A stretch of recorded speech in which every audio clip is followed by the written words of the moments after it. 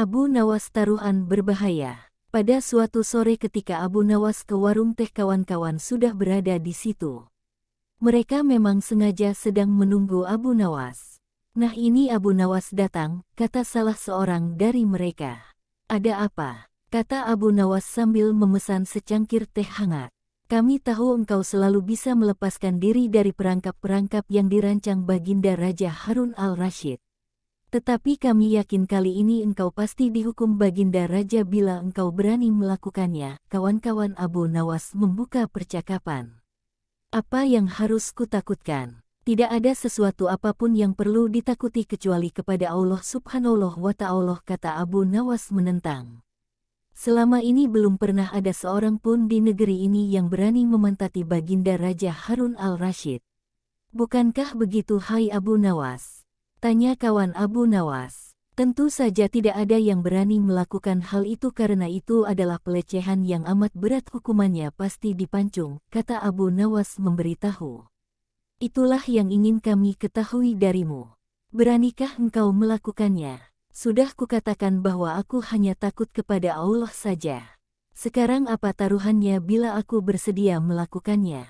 Abu Nawas ganti bertanya. 100 keping uang emas. Di samping itu Baginda harus tertawa tatkala engkau pantati, kata mereka. Abu Nawas pulang setelah menyanggupi tawaran yang amat berbahaya itu. Kawan-kawan Abu Nawas tidak yakin Abu Nawas sanggup membuat Baginda Raja tertawa apalagi ketika dipantati. Kayaknya kali ini Abu Nawas harus berhadapan dengan Algojo pemenggal kepala. Minggu depan Baginda Raja Harun al-Rashid akan mengadakan jamuan kenegaraan.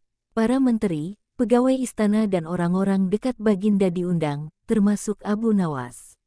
Abu Nawas merasa hari-hari berlalu dengan cepat karena ia harus menciptakan jalan keluar yang paling aman bagi keselamatan lehernya dari pedang Algojo. Tetapi bagi kawan-kawan Abu Nawas hari-hari terasa amat panjang, karena mereka tak sabar menunggu pertaruhan yang amat mendebarkan itu. Persiapan-persiapan di halaman istana sudah dimulai. Baginda Raja menginginkan perjamuan nanti meriah karena Baginda juga mengundang raja-raja dari negeri sahabat. Ketika hari yang dijanjikan tiba, semua tamu sudah datang kecuali Abu Nawas. Kawan-kawan Abu Nawas yang menyaksikan dari jauh merasa kecewa karena Abu Nawas tidak hadir. Namun ternyata mereka keliru. Abu Nawas bukannya tidak datang tetapi terlambat sehingga Abu Nawas duduk di tempat yang paling belakang. Ceramah-ceramah yang mengesankan mulai disampaikan oleh para ahli pidato. Dan tibalah giliran Baginda Raja Harun al-Rashid menyampaikan pidatonya. Seusai menyampaikan pidato, Baginda melihat Abu Nawas duduk sendirian di tempat yang tidak ada karpetnya. Karena merasa heran Baginda bertanya, "Mengapa engkau tidak duduk di atas karpet?"